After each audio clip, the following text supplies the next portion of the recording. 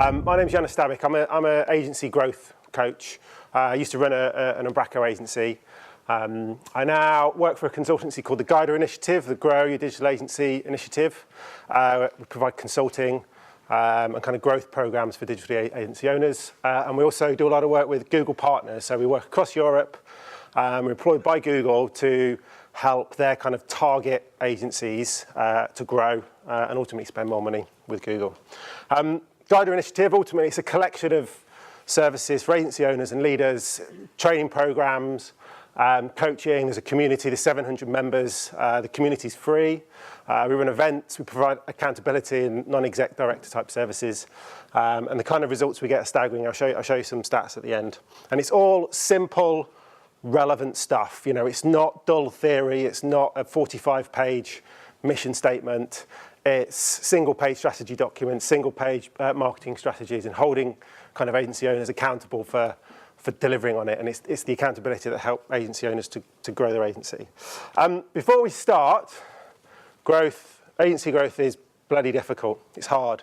Agency owners are the new artisans. They're the new bakers, the new butchers. You know, we have a developer, used to work for somebody, starts an agency, copywriter, somebody who's good at SEO.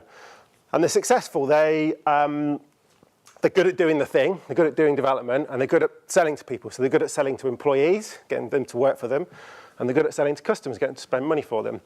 But what happens is, and this is a really old piece of research, it's done in the 60s, I think, called the Greiner curve.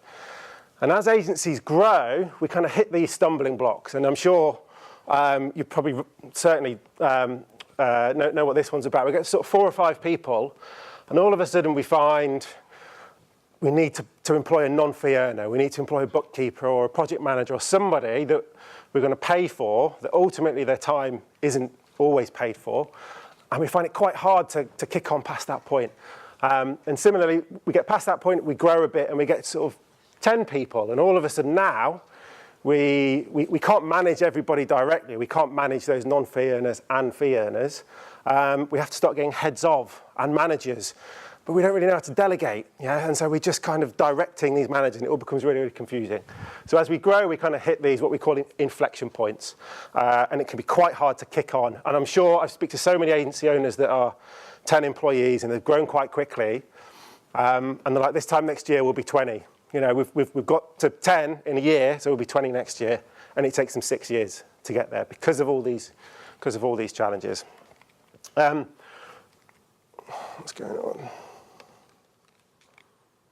And what happens is, well, when we start, you know, there's 1 or 2 of us, me and a business partner.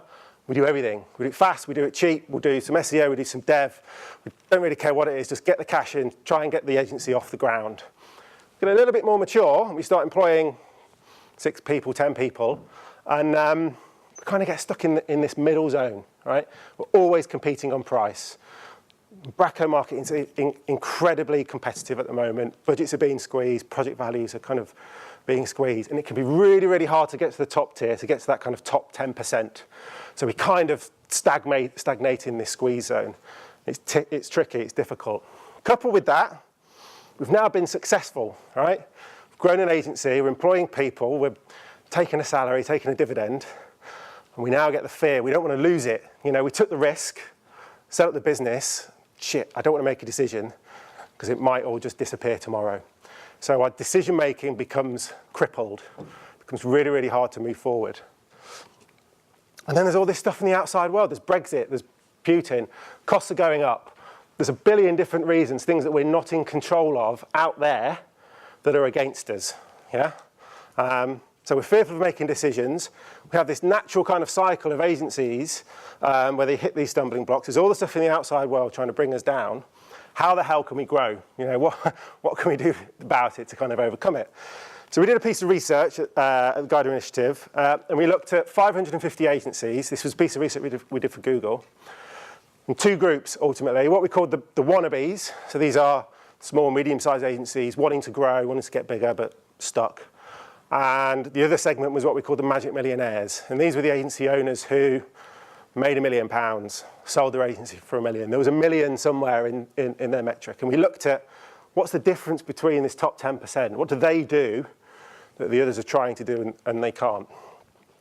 There's a few things. The most staggering difference is all this stuff, the cycles, the stuff in the outside environment, the fear, the way that they talk about themselves, this top 10%, is they realise that the problem is me, right? It's them. Yes, there's all this stuff in the outside world, but I'm the one, as an agency owner, as a leader, who can do something about it.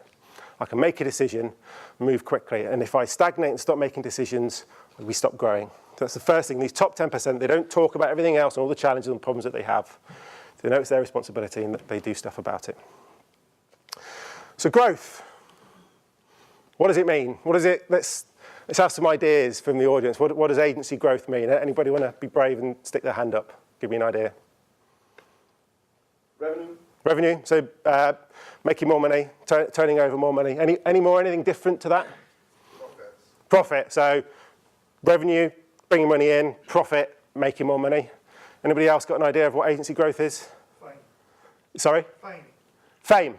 Okay, so yeah, becoming famous, becoming the go-to guys in the thing. Any more ideas? Increasing capacity. So bigger team, being able to deliver more work. 10 seconds there, we had 6 different ideas of growth. Yeah, it means different things to different people. We're all running a different race. All our agencies are competing against different things. We're all doing different things. So how the hell can we coach and teach people how to grow their agency? And again, what we did is we went back, same piece of research, looked at what the high performers do differently, and they obsess about these 3 things. You know, they take decisions and they absolutely obsess about these 3 things. I'm not going to talk about teams. I think at a technical conference, we're all aware that we need to be employing the right people and getting good people on board and process. We're all aware that we should be doing this kind of stuff. I'll talk more about strategy and marketing. So marketing. We have a challenge, especially here in the Umbraco world. We're all the same.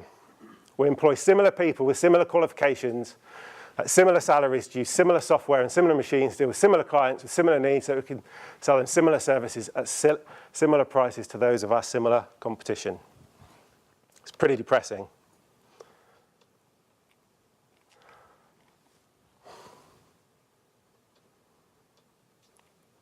And as a consequence, we get stuck here.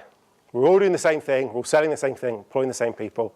When we're trying to sell to our customers, of course, we're always going to compete on price. We're not different. We're all the same. Our buyers, our customers, look at everybody else, and everybody's saying the same thing. So I can pick. They're all doing the same thing. We're saying the same thing. I can pick who I work with. Quick show of hands. Who works for an agency who does Umbraco? Everyone. Is there anybody do anything unique? Have you got a unique message, a unique proposition you're selling to your clients? So if I'm a customer and I've got a project, who can tell me why should I go with you? What makes you different and stand out? Anybody there got a different message than we just do Umbraco? I mean, I don't know how differentiating it is, but one thing our agency focuses on is really user-centric design to go with that Umbraco stuff. Okay. So Umbraco's the CMS that we deliver stuff by, but we have a wider scope, I suppose, than just delivering Umbraco. Okay, cool. Great idea. Is that unique? Is it? Probably not entirely. Okay.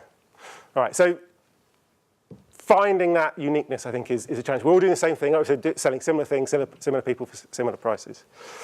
Let's just stop this, hold on. And we look at the stats. So I've just, last night, pulled this off the partnership page on Umbraco. I don't know if these are right. I counted the numbers on the partner page. So we've got 90 Umbraco Gold partners globally, 30 Gold partners in the UK, 165 Gold partners globally. And they're all saying, and these are few keywords that I've pulled off all the partner page websites. We're creative thinkers, we're partners, not clients, partners, not projects. Trusted advisor, transparency, speaks to the expert, Gold partner, passion, all this kind of stuff that, as an agency, we feel like makes us stand out. It makes us unique. Everybody's saying the same thing. As a customer, you're all telling me you want to be my trusted advisor. You're all the experts. You're into the technology.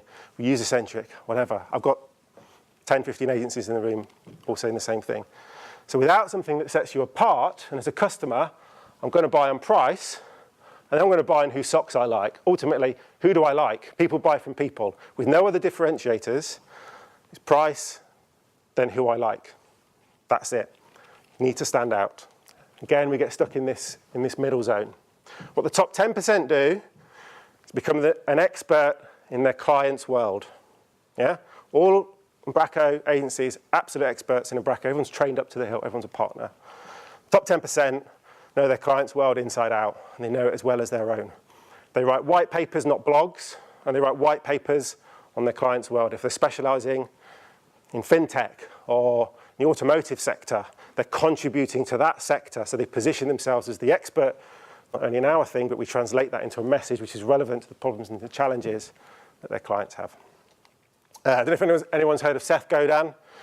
Kind of wrote the book on kind of modern marketing.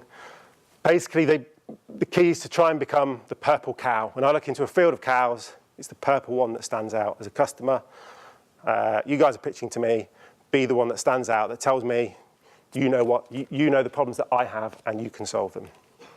How do we do that? Sounds pretty hard. Ultimately, it comes down to USP. And we think, especially in the Umbraco world again, that being a gold partner is our USP. It's not. There's 90 other agencies, okay? That helps. It helps with this bottom bit, the reason to believe that you'll deliver. So everything else equal, yeah? If you're a gold partner, that gives me trust. Yeah? It gives me trust in believing that you can deliver the thing that you're selling me. But it doesn't separate you from the rest. It's a saturated marketplace. So breaking down these three bits of USP. The first one is the business problem that you solve, okay? It's not what you do. You don't sell dev. You sell a solution to a problem that your client has. You need to know your clients, the problems they have, and we're talking about the functional problems, the stuff that they're trying to get done in their job, and also they're kind of we're selling to people, you know, that not be stressed or they're short of time. You know, you're solving a problem for them. It's about identifying the thing is that we're solving for our clients. What's the pain, the hurt, the want, the need that our clients have, and positioning what we do as a solution to that. Second bit, what separates you from the rest? What's a differentiator? There's a really good kind of framework for managing a company called the Entrepreneurial Operating System. And they say we need to get to a level of 3 uniques. Okay, so 3 things that make you stand out. So if we say, I forget the figure for global gold partners, is it 120? Can't remember. How many gold partners globally? 94 gold partners globally. Right, that's 1 unique, okay? If I'm a customer, I'm now looking at 94 other agencies in the room. Add a second unique. Right, we're the gold partner within this location, okay? And we deal with clients purely within the Southwest. It's 2 uniques. We've now reduced our competition for our target audience who has a challenge down to about 10. We had a third unique in. We're the gold partner who specializes with clients in the Southwest, and they're in this vertical market. We work with healthcare clients. All of a sudden, you're probably the only guys doing it. If not, you're on one of 1 or 2. So you get to a level of 3 uniques as your differentiator to separate you, make you become that purple cow. The final thing, the reason to believe that you'll deliver. You're selling to me, I'm a client. Okay, you understand the problems that you've got, that I've got. You're unique. Your uniqueness is standing out to me, again, associated to the challenges that I have. I don't know you, though, so prove to me that you can do it. De-risk the purchase from my perspective.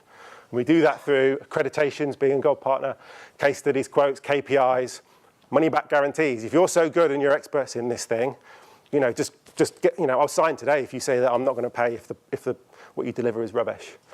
Winning awards, that kind of thing. So this kind of stuff, it's not the differentiator. It supports the rest of your proposition. That's what makes you stand out. And what you're doing then, you're increasing your win ratio. You're immediately standing out to your target audience. You're appearing as that purple cow. When you get into the room and pitching, you kind of don't really need to say anything. If you've targeted your audience correctly and you've niched them, you can walk into the room, and if you've identified their challenges, nobody else is saying that you understand their problems and challenges, and as well as you, your win ratio doubles. It's not enough, okay?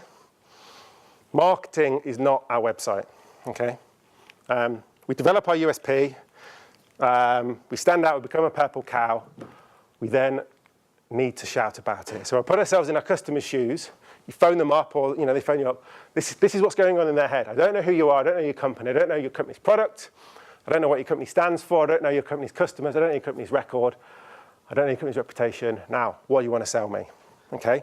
Marketing is getting them the answers to this question before they pick up the phone. It's making them aware of you, making them aware of your proposition, making them aware of the fact that you're a purple cow in the thing that they do. We'll see in a minute that marketing for agencies is probably the biggest challenge. The third thing that these top 10% of agencies obsess about is strategy. There's a great quote from, I think it's Alice in Wonderland by Lewis Carroll. If you don't know where you're going, then any road will do. And as agency owners, kind of meander a bit, and we take this project on that's, it's a little bit outside of the thing that we specialize in. And then we go this way, and we just kind of meander, and we're not really moving in any general direction. We've already said that growth is hard, right? It's a challenge. Anybody that's read this, and if you haven't, I really recommend it. It's accept that life is going to be a challenge. Accept that running a business is going to be hard. It's going to be a challenge. If we know that and we're okay with it, whatever we do, it's not going to be easy. If we're okay with it, let's make that challenge, let's make that fight a fight that's moving us in a direction that we want to go towards. Because the more that we meander, it's going to be hard anyway, let's focus on the direction that we want to go in. Let's move towards something. That's ultimately what strategy is. Strategy is planning, 2 bits, planning from here to there, whilst being aware of the outside factors, the outside environment. So, strategy. Where are we now? This is spacesuits in the 60s. Where do we want to be in the future? How are we going to get there? Put another way, I've got no hair, I want some hair. How am I going to get there? What's the steps? And we kind of start here. This is the goal. This is where I want to be. So it means, okay, it means hair implants here. Oh, they cost a lot. I need to start saving up. So it's starting at the end, starting with the end in mind and working backwards. Get your goal figured out first and get your milestones towards your goal figured out to allow you to progress down them. We're really good at doing it in our personal lives. Anyone's got married, as soon as we get that date when we're getting married in the future, absolutely awesome at strategy. We work backwards from that point. We book the car, we book the location. We know that 6 weeks before we need to have booked all of our suits. And if something goes wrong, if the suits aren't available or the car's not available or the catering company goes bust, we go and fix it and we source an alternate solution and we get back on track. We don't meander. We progress along our milestones, and if it goes wrong, we get back on track. We're really good at doing our personal lives, pretty terrible generally at doing it in business. Strategy, ultimately, it starts with you, and I don't mean you as in your agency. It starts with you personally. And this tool here was the thing that kind of changed me from being an agency owner into working in coaching and consulting. Call it the 3x3 matrix. We run different roles in our lives. We have our personal life, we have our career. That's what do I want to do for a job in the future? And we have what we want from our company. And sometimes they're not all aligned. Same sort of thing with our strategy. We start with the end in mind. Start with our personal lives. Where do we want to be, personal lives, 3 years' time? Bigger house, paid off our mortgage, drive around in a Ferrari, whatever that is. If that's where we want to be, where do we need to be in 2 years' time? We need to be there in 2 years' time, in 1 year. Therefore, what do we need to do now? Sleep on it, come back the next day.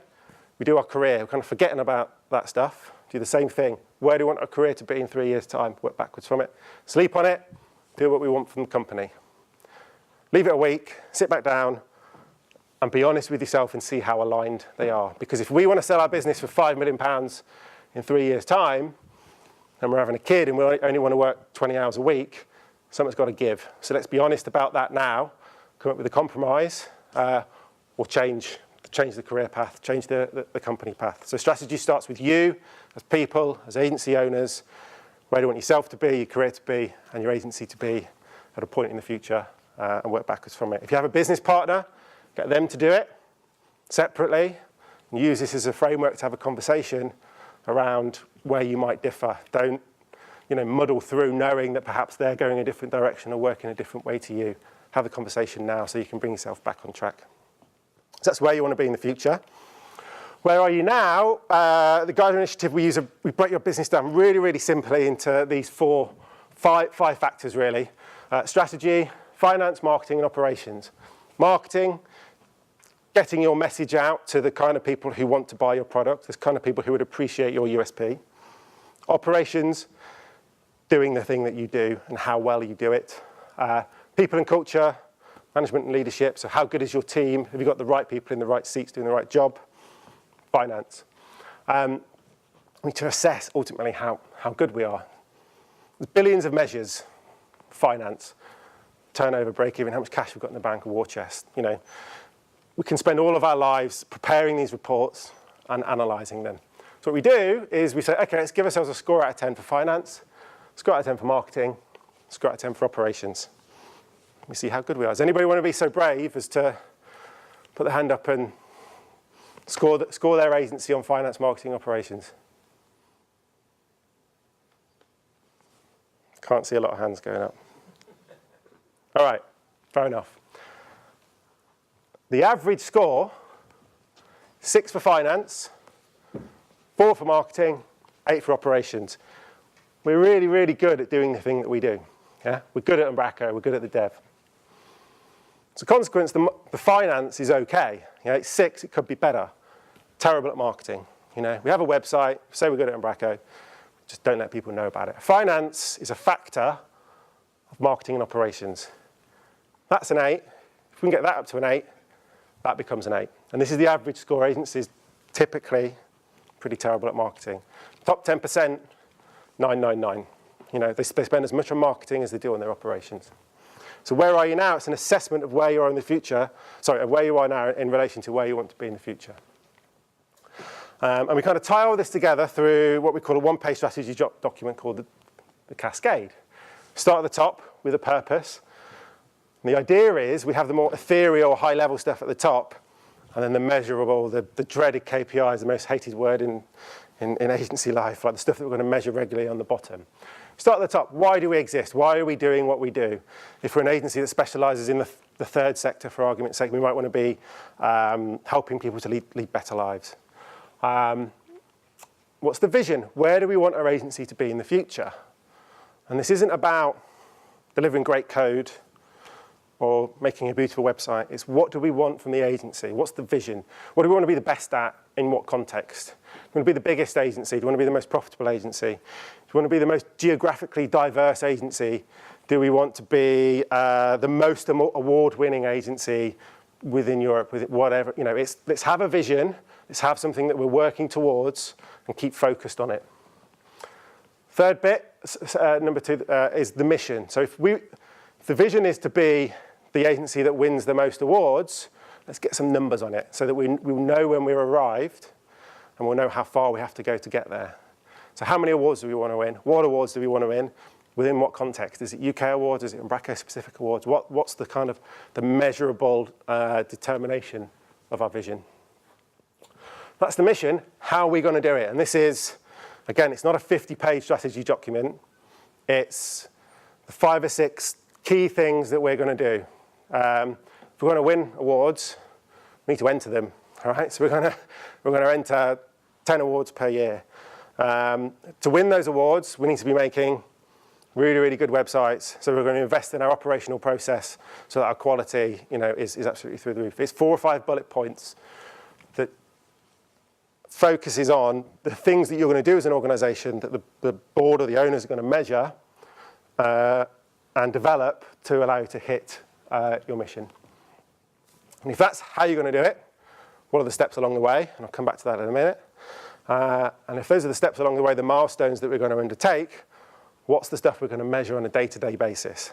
So if we measure this on a day-to-day basis, that's going to tell us that we're progressing our milestones, and we'll know then how far we are off our mission to deliver on the vision and satisfy our purpose. It goes down on 1 page of A4. That's it. It's business strategy. You revise it every year. It's dead easy. The milestones, again, we use this finance, marketing, operations model. Again, we have a 3-year plan, a rolling 3-year plan that we do every year. So if we want to win awards, 10 awards, what does our turnover need to look like in year 3? And we're always starting with the end in mind. If we want to be doing this much turnover in year 3, what does that mean for year 2? Year 2, what does that mean for year 1?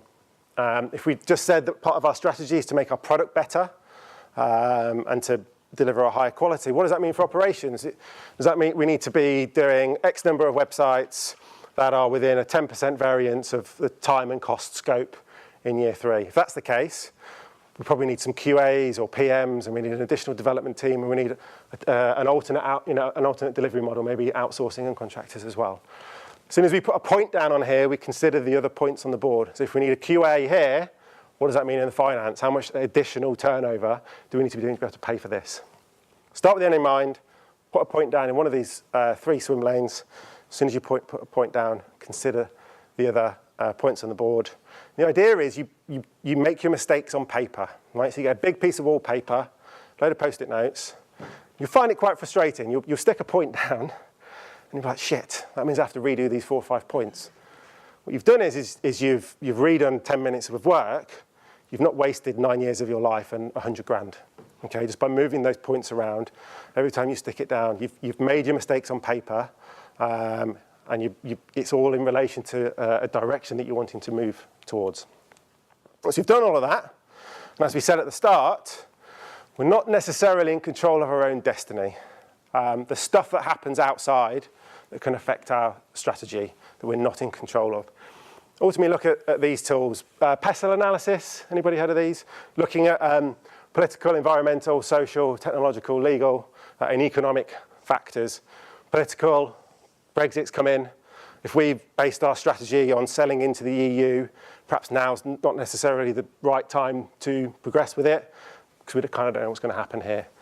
Legal, GDPR, again, if we were building a big data-centric organisation, just as GDPR was a bit grey, again, that was probably a point to wait to validate whether it was the right strategy or not. So we come up with a strategy, look at the outside factors, and we do this once a year, and again, top 10%, they sit down and they do this. And it allows you to identify the risks, should we change our strategy, making mistakes on paper, equally identify the opportunities, and do something about it and take an action to exploit it. And then finally, those KPIs at the bottom, we're not talking about billions of numbers. It's 4 figures: finance, marketing, operations, people and culture. 4 things that we will measure on a regular basis in relation to our strategy that will know if we're hitting those numbers, we're progressing along our milestones. And basically, we just need to then keep an eye on this.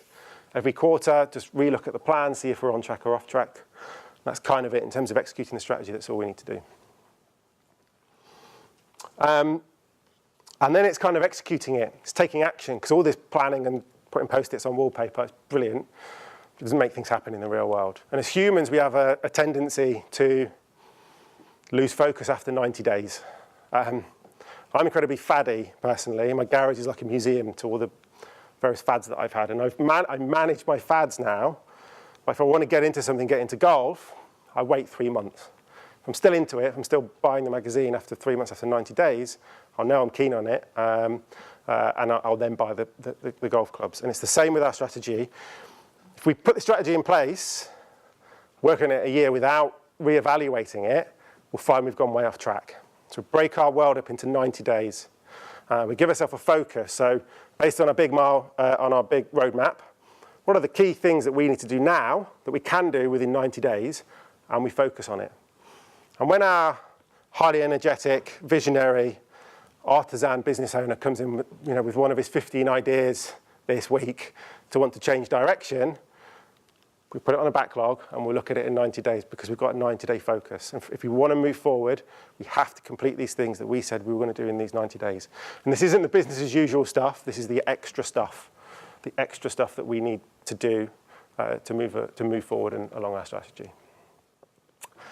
That's the sustainable growth plan, the plan that we use internationally on behalf of Google to get these agencies to grow.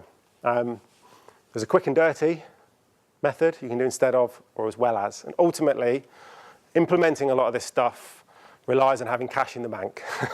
You need money to do it. You can have as much revenue as you want, but you need cash. So to free up cash, we need to make more profit. Some quick profit hacks. Number 1, put your prices up. Sounds incredibly scary. Sounds like we're going to lose a load of clients if we do. Yeah? top 10% charging high prices. They're competing on knowledge, competing on that top tier, not competing on prices. Sounds really scary. Stats aren't so scary, actually. Now, we have a model, the Guider Initiative, that tells us if we put our prices up by so much, how much business can we afford to lose, i.e. how many clients can we afford to lose as a consequence of putting the prices up to make the same amount of money, effectively. It's nuts. If you currently generate a 10% gross profit margin, and you put your price up by 5%, yeah, an increase that probably the majority of your customers aren't going to notice that much, you can afford to lose 33% of your clients to generate the same amount of gross profit. Or they don't leave you, and you're making 33% more by 5% price increase. If you do lose them, you've got 33% of your time back to reinvest the top 20% of your clients who are making you most of your money. Spend more time with them, be strategic with them. If you currently generate a 20% gross profit, a 15% price increase means 43% less work. It's not as scary as you think. You can lose a high proportion of your current customers and still make the same amount of money. Conversely, and this seems to be the approach that a lot of agencies take, is to win a project, they drop their prices. The stats there are equally as nuts. Never, ever, ever, ever, ever, ever drop your prices. If you currently generate a 10% gross profit, 5% price decrease means you need to do 100% more work. Yeah? You need to cover, because your gross profit isn't so high, you need to cover a massive amount of additional work to make the same amount of gross profit. If you currently generate a 20% gross profit margin, a 15% price decrease means 300% more work. The stats are nuts. So to stand still, to drop your prices and to stand still and not move forward, you do 3 times more work. Scary stuff. Put your prices up 3% across the board. Give your clients 6 months notice. Probably not going to leave you. Make a load more money. Reduce your direct costs. Might not go down too well if you've got some of the team involved, but ultimately direct costs are the costs that go towards your cost of sale, so it's wages, things like that. And again, this isn't a sustainable growth strategy, but if you need to make some money, squeeze contractors that are working for you, wage squeezes, that kind of thing. Fix your underperformers. You have underperforming clients, staff, projects, products and services, processes, stuff that you know isn't working properly, projects that you oversold that you're now making money on. Sorry, you're now losing money on. Do something about them. Fix them. Make them better. Make them go away. Get rid of them. Sack them. Whatever. The longer it goes on, the more money you lose, the longer it's going to take for you to move towards your vision. Reduce your overheads. And again, we're not talking about getting rid of the office and all working from home. Squeeze, phone up your suppliers, phone up the electricity supplier, phone up the cleaners and just say, you know what, I've had a couple of good quotes. They're coming in a bit cheaper. What can you do on price? Stay silent and see what they say. They might give you a 3-5% price decrease. You do that across 10 of your suppliers, all of a sudden you've made a massive incremental gain. Final thing, think profit first. Any MDs out there haven't read this, really go and read it. Typically in a business what we do is we go, right, we're going to make this amount of money, we're going to spend a load of money, and at the end of the year we'll see what's left, and that's our profit. As a consequence, throughout the year we're all buying first class train tickets and business class flights, whatever. But a consequence, the profit. We're taking it out of our own pocket. Profit first says, okay, I want to make a 20% profit on everything that we do. So every month, money comes in, I put money aside for my VAT, money aside for my corporation tax, 20% aside for my profit. What's left over is money to pay the bills. It forces you to think very differently about buying that first class train ticket. It puts you in the mind of making a decision on whether you should or not, and if you can't afford it, you then have to go and take it from your profit. And it makes you think very differently about how you deal with the money. Again, micro improvements, 3% across the board, looking at costs, looking at putting your prices up, looking at bottom 3% of underperformers, winning 3% more products, projects. Takes a 500 grand, 50K net profit business to 121 grand net profits. 3% improvements just across those 5 or 6 different areas. In short, it's got a few minutes left. Top 10%, they obsess about strategy, obsess about marketing, obsess about teams, stick your prices up, fix your underperformers, and kind of think profit first. And the difference is, it's the difference that makes the difference. Think about where you want to be in the future, figure out where you are now, work out how you're going to get there, and kind of do this stuff. One more thing. Has anybody ever heard of the Eisenhower matrix? Yeah? There's a cliche in kind of coaching and consulting that the key is to work more on the business and not in it. So working in it is the operations, delivering the day-to-day. Where do we spend most of our time? In which box? So we've got, a task is typically urgent or important or not important. Where do we tend to spend most of our time? Any ideas? 3. So that's urgent stuff that's not important. Any other takers? Sorry? 1. Urgent, important. Yeah, so I tend to agree with the second answer. This is the day-to-day. You know, everything is always important and urgent. Everything that comes in, every single email that comes in, that's the business as usual. That's the stuff we're working on late at night. That's what we do. The working on your business stuff, the strategy stuff, sits in box 2. This is the thing that's going to make the difference to your business. The top 10% spend 60% of their time in box 2. The rest of us spend 80% of our time in box 1.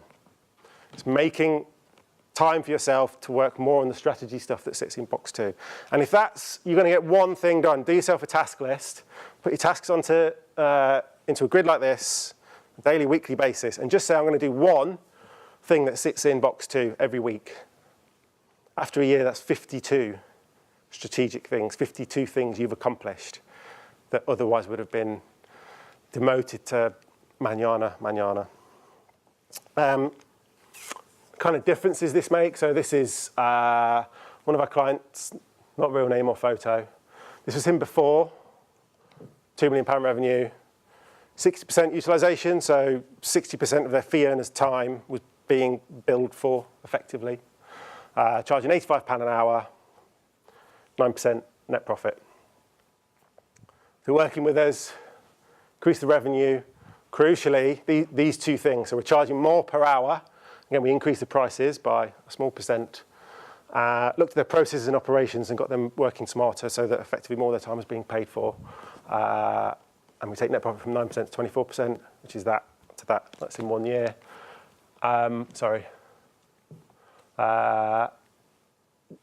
Average kind of across 119 agencies, 12 months.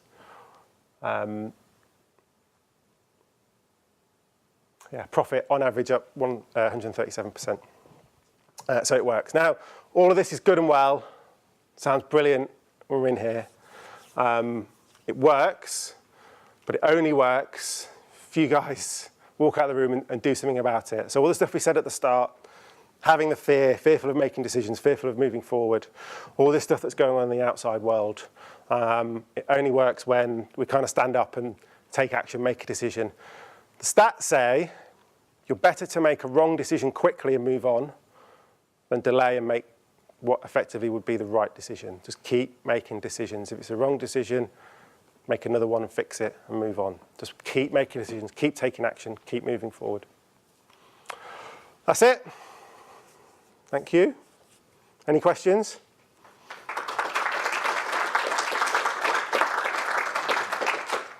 Yeah, so you're showing people how to do things. How do you make sure they do them? Accountability. So that's the kind of difference that makes a difference. So typically you take that 90-day world. So we'll spend time with the client up front, 3, 4, 5 days working on strategy, marketing, sales. They have homework in between the sessions. So they go and we facilitate the strategy session. They go and produce the strategy. We facilitate the sales and marketing session. They go and do the sales and marketing stuff.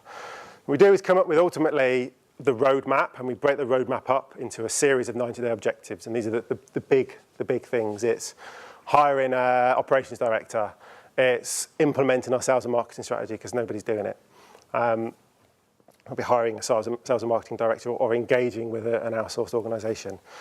And then we meet once a month for a board meeting, go through the KPIs, go through the key issues that need solving, go through progress of the 90-day objectives, and then we meet in 90 days' time, holding them accountable for delivering their stuff. And it doesn't matter as a business owner whether you get that shit done a day before the 90-day meeting or 3 weeks before. The difference is that with the accountability, it just gets done, and ordinarily it wouldn't. So that's the typical answer, I think. You've got an incentive there if you're turning up. Yeah. So we're phoning them, emailing them, meeting with them, checking progress, and it's that feeling of having a boss again, almost, who they're feeling like they want to get this delivered for, otherwise they get a slap on the wrist. That's the difference. How important, well, from a USP point of view, how difficult is it to do that without identifying very distinct verticals? So vertical is the one that everyone gets drawn to. It's the easiest one to think of. But it's only one of 10 different differentiators. There's an agency in Bristol, a PPC agency, right? Their USP, they haven't really got one. The USP is that they're actually the only guys in the Southwest doing it at a credible enough level. So the strategy for the USP, it's not long-lived, but by the virtue of their location, they're unique. So they target Southwest-based agencies. The way to do it, if you have an established business, is to look at your clients, interview them, look at the common threads between them. I don't know if you do kind of personas. A lot of agencies do persona work for their clients and don't kind of do it for themselves.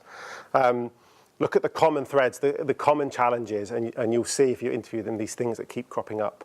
And it's about positioning yourself, 3 uniques, and again, there's 10 different things that you can add into that unique bucket to position yourselves as the problem solver. It doesn't have to be a vertical. Verticals are clear, the clear one.